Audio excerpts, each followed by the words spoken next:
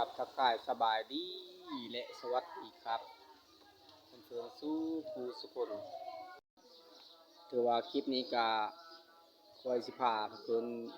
เข้าชมเนาะเขาจะบูชาเป็นพิธีพื้นบ้านของ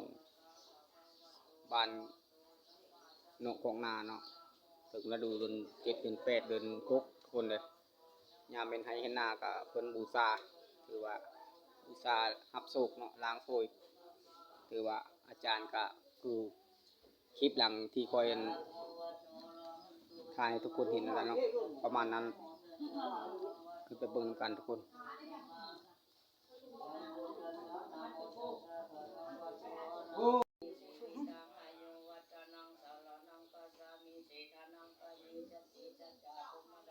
ชาวตะหิบเข้าในเขาเนาะโลกมื้อนี้ยังมีของหายใหญ่มื้อนี้ยังมีของอยู่ถูกหมู่หมายไว้พระน้อมถูกทั้งน้องจอมพระเข้าถูกทั้งเจ้าเข้าพระองค์นี้ในเรือนในชาติที่กันถูกบอกพระน้องพระดาวอินทราเดชพระพุทธพระดาพระอินทร์พระพุทธพระราชพระญาติอุบาอุบายพระญาติเกิดหายใจอยู่นี้อยู่ในตนในตูตัวและเมียลูกและเต้าอยู่ในตนเป็นเต้าลูกเต้าเรามีเครื่องจักรราชบูชามีทั้งข้าวดำมีทั้งข้าวแดงมีทั้งแกงส้มมีทั้งแกงหวานมีน้ำคิดแม่ใจไปทางใต้ก็ให้มาไปทางเหนือก็ให้หอดจอดที่จอดทานเมืองจานบ้านถูกคือรวมคนเข้าสู่ชาวเรือสักขีมีเครื่องสักการะเดชโดดีเพิ่นเอาตัวนี้มาให้มีเครื่องสักการะบูชามาหับเอาตกเป็นเหลืองขาวงามโมกุฎบูชาถึงมีทั้งเหลืองทั้งขาวงามโมกุฎบูชาเจ้าถึงมีทั้งลูกเปลี่ยนตนมีต้นเปลี่ยนหลักมีสามปีมาดอกไม้ไทยเหลืองแดงขาวนะโมตัสสะภะคะวะโตอะระหะโตสัมมาสัมพุทธัสสะยะนุพุทธอดจะอดจะถอยอย่าถอยออกไปตัวใดมันให้ตัวชายบ่ดีหมาในโลกประจำปี2025ตัวใดมันเด็กตัวใดมันบังที่ช่างเข้าห้องที่ห้องเข้าดังลำครั้งบ่ตีสังติสังห้องเป็นพวกศัตรูจะโมกดูพี่น้องของพันมันเม็ดคิดจากขาดจะหายแก่ออกไปในชัดสิ่งใดในวันละนำมาเองที่โน่ใจยองโน่ใจยองโน่วัดนังอุตตะอุตตะที่วัดทะเยจะเรียกจะโมกปังปัสสะจะเรียกจะมันกระด้างนะป่าใหญ่เลยพ่อโอ้จักรยานลูกเตี้ยนี่ไปโจกบ้านมันดีเนี่ยในเดือนออกไปไปออกบ้านออกนี่มันออกจากน้ำตาลน้ำส้มหมากไม้ชมหวานน้ำตาลน้ำอ้อย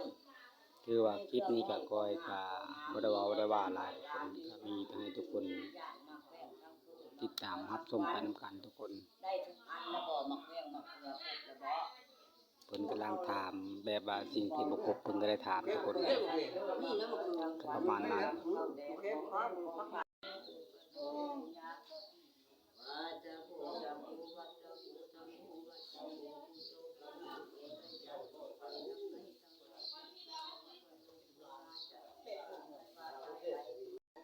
นี่คือเขาเจ้า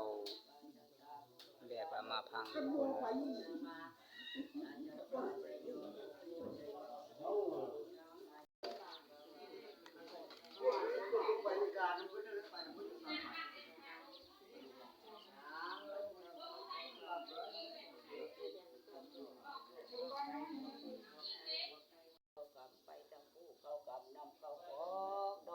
ุกคนเขาอยู่ชูชาวหลายชายชาวนางเมืองตรงข้างทางเขาบ่หาเมืองป่าเพิ่นเขาบ่ซื้อไปเมืองไรไหลแรงไปเมืองแก่งไรเลยปีผ่าหน้าลายปีไผ่หน้ากว้างปีห้างปีไม้กังวลโอนบ้านก็ให้ตกออกไปเสียมื้อนี้วันนี้มาหับเอาเครื่องทุกสิ่งแม่นอย่างทุกอย่างแม่นอันของกินแม่นปากของพักแม่นใจทั้งลูกทั้งหลานมีของท่านมื้อนี้ได้ชงไปฮอดจอดไปถึงแล้วขอให้ครอบครัวเพิ่นอยู่ดีเป็นชุดทุกเราของเงินของทองของจักรของไปถือว่าหลังจากขึ้นไปเบิ่งเขาหมอผีไล่ป้าผีออกจากอันสิ่งที่บ่ดีเข้ามา เข้ามาแล้วก็ให้มันออกไปแล้วก็ถือว่าจบชั้นนี้ทุกคนอย่าลืมก่อนเข้าชมก็กดไลค์กดแชร์ติดตาม Subscribe กดถูกใจขอขอบคุญขอบคุณที่รับชมเจอกันคลิปหน้าทุกคน